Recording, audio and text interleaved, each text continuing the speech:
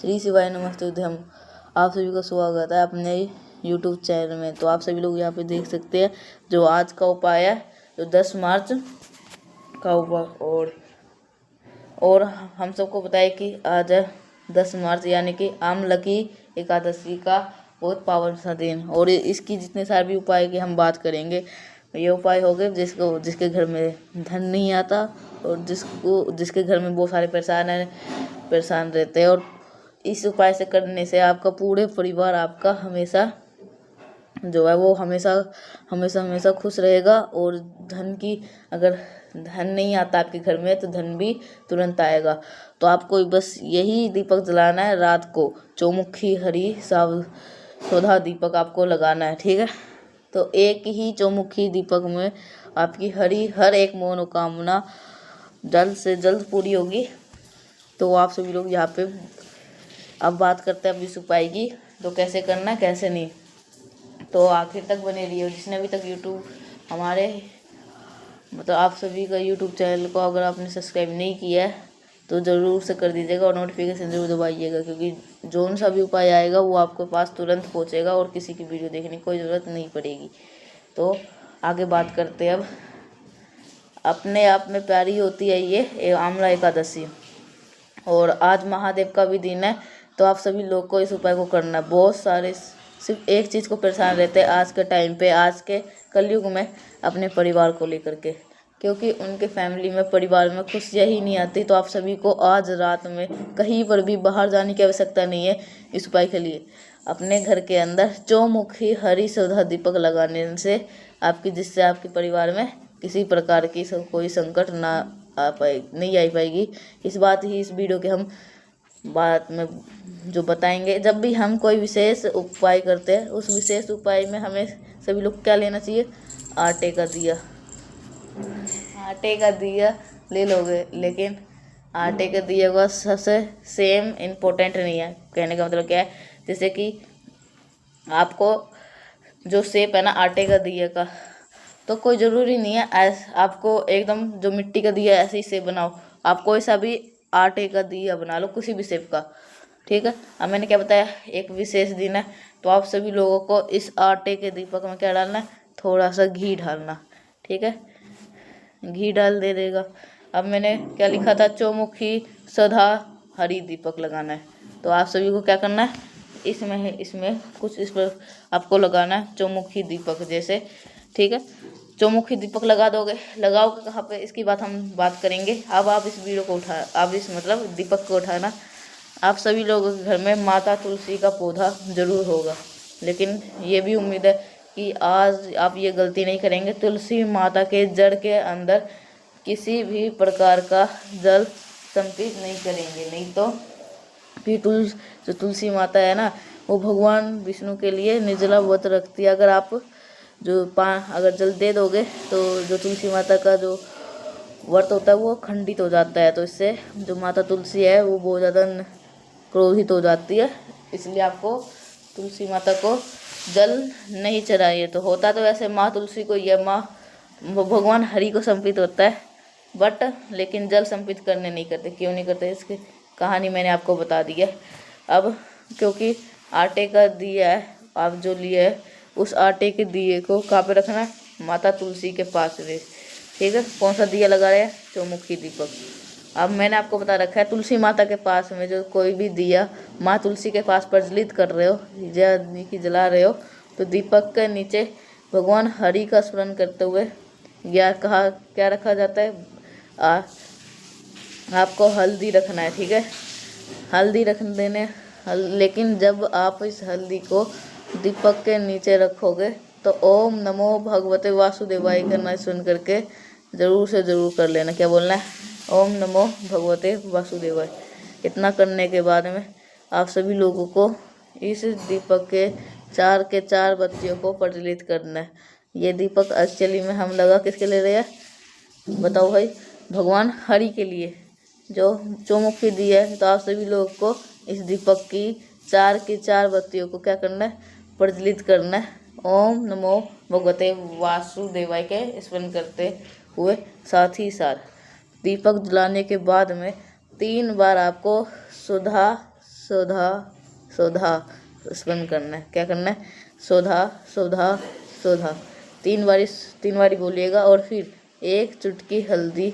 और आप सभी को अपनी फैमिली से तरक्की उन्नति के लिए जलते हुए दीपक के अंदर मात्र 1 चुटकी हल्दी अगर आप डाल देते हैं तो आपके घर परिवार में कोई दिक्कतें नहीं आएगी।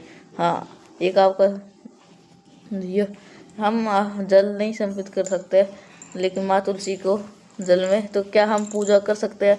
इसका आप पूजा कर सकते हैं। जो भी कुछ चढ़ाना वरना है वो संपित कर दो, टीका लगा दो, लेकिन जल नहीं चढ़ाते। क्यों? तुलसी माता भगवान हरि के लिए निर्जला व्रत रहती है, और जल डाल दो क्या होगा? व्रत टूट जाएगा, इसलिए जल नहीं डाला जाता। फिर परिक्रमा भी जरूर करना चाहिए एकादशी के दिन। तो परिक्रमा करने का प्रावधान है एकादशी पे, इसलिए तुलसी माता के जल के परिक्रमा भी करनी चाहिए। ठीक है, तो अगर आप तुलसी माता की जल की परिक्रमा करोगे तो उससे तुलसी माता जो है प्रसन्न होती है। ठीक है, जरूर करना चाहिए आपको परिक्रमा, क्योंकि जो आज करने वाले को और उपाय की बात करते हैं, जो कि ये उपाय आपको भी अपने घर पे ही कर सकते हैं। सुबह करना हो तो सुबह कर सकते हो, शाम में करना है शाम में कर सकते हो। ठीक है, या तो प्रदोष काल में भी कर सकते हो, इस टाइम पे भी कर सकते हो, प्रदोष काल में भी।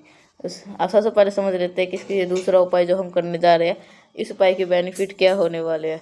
कोई भी प्रकार की इच्छा अगर आपकी है वो आपकी अधूरी रह गई है, इवनिंग मतलब पूरी नहीं हो पा रही है, तो ये उपाय सिर्फ आपके लिए है। इस उपाय को अपने जो जिसकी इच्छा पूरी नहीं हो रही है, जैसे कि आप इतने दिन से व्रत रख रहे हो, तो अगर आपकी व्रत रखने के बावजूद भी अगर आप जैसे कि एकादशी सब कर रहे हो, एकादशी का व्रत रख रहे हो, मतलब कोई सा भी व्रत रख रहे हो, तो अगर आपकी इच्छा नहीं पूरी हो रही है तो ये लेकिन नहीं कोई फ़ायदा है, तो आप इस उपाय को ज़रूर कर सकते हो। ठीक है, तो क्या करना? 1 बेलपत्र लीजिएगा। ठीक है, 1 बेलपत्र लीजिएगा। 1 बेलपत्र लेने के बाद,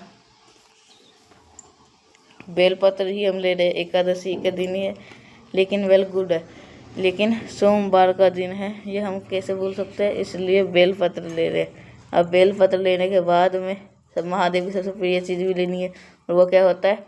लाल चंदन। और हाँ, एक चीज़ और हमें और लेनी होगी, वो है तांबे का लोटा, उसके अंदर जल भरना है, और एकादशी का दिन है, इसलिए हम गंगा जल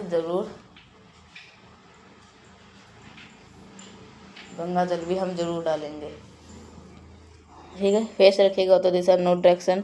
और अब आप सभी लोग को छोटा सा एक काम करना है। वो काम कौन सा है? अब आप सभी लोगों को कोई भी स्थिति विपरीत हो जाती है हमारे जीवन की, तो हम किसे याद करते हैं? बताओ। माता अशोक सुंदरी को याद करते हैं। मैंने बताया आप सभी को भी माता अशोक सुंदरी के स्थान पे खूब अच्छी तरीके से, जितने माता अशोक सुंदरी के स्थान पे, ठीक है, लाल चंदन का अच्छी तरह से लेपन कर दीजिए कुछ। ठीक है, लेपन कर दे महादेव के शिवलिंग के ऊपर, माता अशोक सुंदरी के स्थान पे। जो बेलपत्र आपके पास में है, इस लाल चंदन के ऊपर ही आपको ऊपर पहले रखना। पहले इस लाल चंदन के ऊपर बेलपत्र को रखेंगे, और फिर इसी बेलपत्र को उठा करके जो महादेव की शिवलिंग के ऊपर समर्पित कर देंगे। ठीक है, मेरी बात समझ में आ रही है? ऐसे नहीं यहाँ पे दूसरी बेलपत्र रखेंगे, यहाँ पे दूसरी बेलपत्र, ऐसे नहीं, यही वाली बेलपत्र उठा करके महादेव के शिवलिंग के ऊपर समर्पित करके, और फिर मैंने आपको जो जल दिखाया, उस जल को महादेव के शिवलिंग के ऊपर चढ़ाना होगा। करके देखिएगा इस उपाय को, जो आपकी विशेष होंगी मनोकामना होगी वो पूरी जरूर होगी। और हाँ, आपकी जितनी सारी मनोकामना, इस पूरे उपाय को करते टाइम आप सभी लोग को महादेव का बहुत ही प्रिय नाम बोलना है। वो कौन सा नाम होगा? मैंने बता रखा है, कुंदकेश्वर महादेव के नाम से आप सभी लोग को करना है। इस उपाय को करके देखिएगा, जो भी इच्छा होगी वो सारी इच्छा आपकी पूरी जरूर हो जाएगी। ठीक है, चलो अब आगे बात करते हैं इस वीडियो के हम तीसरे उपाय की तरफ। ये जो तीसरा उपाय होगा वो आपको घी से करना है। मेरे को उम्मीद है कि आपके घर में घी जरूर होगा। ज़रूर से ज़रूर होगा गौ माता का। सबसे पहले समझ लेते इसके फ़ायदे क्या है, लेकिन उससे भी पहले से एक छोटा सा काम कर लीजिएगा, जल्दी से जल्दी वीडियो को लाइक। जिसने अभी तक आवाज़ पहली बार सुनी है, चैनल को ज़रूर सब्सक्राइब करिएगा, ठीक है। देखो अब यहाँ पर आप सभी को दिख रहा होगा घी लेना है। अब आपको इस उपाय को करते हो तो करने जाते हो तो इसके बेनिफिट क्या होते हैं, जैसे कि आज के टाइम पे दूध 2-3 चीज़ फैमिली में बड़े हो गए, बड़े बन करके उभर रहे हैं, और वो चीज़ है लड़ाई को लेकर के। बहुत ज़्यादा लड़ाई झगड़े हो रहे, दुआ तो आप उपाय करोगे, बट अगर कोई भी व्यक्ति क्रोधी प्रवृत्ति का यानी कि बिगड़ गया तो आप इस उपाय को ज़रूर करेंगे, ठीक है। इसके लिए आपको घी ले लिए। घी लेने के बाद में महादेव की सबसे प्रिय चीज़ लेनी है और वो होगा लाल चंदन। अब आप सबको थोड़ा सा तरीका समझिएगा। एक बेलपत्र लीजिएगा, कहीं से कटी पिटी नहीं होनी चाहिए, इस चीज़ का विशेष ध्यान दीजिएगा। जो मैंने आपको घी दिखाई उस घी का लेपन बेलपत्र के बड़े पत्ते पे करना, खूब अच्छी तरीके से करना। क्या करेंगे, खूब अच्छी तरह से करिएगा। कहीं से भी हरा वाला पोर्शन है वो आपको दिखाई नहीं देना चाहिए, घी से पूरा लेप देना, ठीक है। अब आपको लाल चंदन है, उस लाल चंदन को खूब अच्छी तरीके से लगाएंगे बेल पत्र के नीचे के पत्ते पर, जहाँ पे नीचे की जो पत्ती होती है 2, उसके ऊपर लगा देना, ठीक है। नीचे की 2 पत्ती होती है छोटे छोटे, तो लगा दोगे ना तो आपकी बेल पत्र आपको सजी हुई नज़र आएगी, ठीक है, सजी हुई नज़र आएगी। इस बेल पत्र को उठाना, महादेव के शिवलिंग के पास लेकर के पहुँच जाना। वहाँ पर पहुँचने के बाद में जो भी व्यक्ति आपके घर में क्रोध करता है, लड़ाई करता है, झगड़ा करता है, उस व्यक्ति का स्मरण करके नाम और गोत्र बोल करके वो बेलपत्र को संपित करेंगे। साथ ही साथ हाटकेश्वर महादेव का ध्यान भी करना है। किसका स्मरण करोगे, हाटकेश्वर महादेव का ध्यान कर लीजिएगा। कोई भी प्रकार का जो लड़ाई झगड़ा आपके घर में होता होगा तो वो लड़ाई झगड़ा धीरे धीरे करके ख़त्म जरूर हो जाएगा, ठीक है। चलो सभी को समझ में आ गया। आगे बढ़ते हैं वीडियो के हम सबसे आखिरी और फेमस उपाय की तरफ, जो कि हमारा चौथा उपाय है। और ये उपाय होगा नज़र को लेकर के। जैसे कि कोई घर में नज़र बहुत ज़्यादा लगती हो, बहुत ज़्यादा चांस है, 5 काली मिर्च लीजिएगा और साथ ही साथ आपको 5 लौंग लीजिएगा। बस 5 काली मिर्च 5 लौंग से इन दोनों चीज़ों को अपने राइट हैंड में दाहिने हाथ में पकड़ेंगे। शिवलिंग के ऊपर से 5 बारी घुमाना है। शिवलिंग पर रखना नहीं, कितने बार घुमाओगे, 5 बारी घुमाना। और आपके घर के आसपास में कोई भी हरा भरा पेड़ हो, वहाँ पर अवधूतेश्वर महादेव के नाम से अगर आपने फेंक देते हैं तो आपके घर में अगर नज़र वगैरह लगती होगी तो नज़र से भी आपको छुटकारा जरूर मिल जाएगा। तो बहुत छोटे छोटे से सारे उपाय थे जो कि मैंने आपको अच्छी तरह समझाने की। अगर आपको वीडियो पसंद तो लाइक जरूर कर दीजिएगा। अगर आपको कुछ उपाय समझ में नहीं आए तो आप पीछे करके देख सकते हैं। अगर तब भी नहीं समझ में आए तो आप हमें कमेंट करके पूछ सकते हैं, ठीक है। कमेंट जरूर करिएगा और लाइक और शेयर करिएगा। अगर मेरी आवाज़ पहली बार सुन रहे हैं तो चैनल को सब्सक्राइब जरूर कर लीजिएगा, तो ठीक है। जितने सारे उपाय थे वो सारे मैंने आपको बता दिए, जो कि अम्ल की एकादशी के दिन करने हैं। तो अब मिलते हैं नेक्स्ट उपाय साथ, तब तक के लिए आप सभी को श्री शिवाय नमस्तुभ्यम।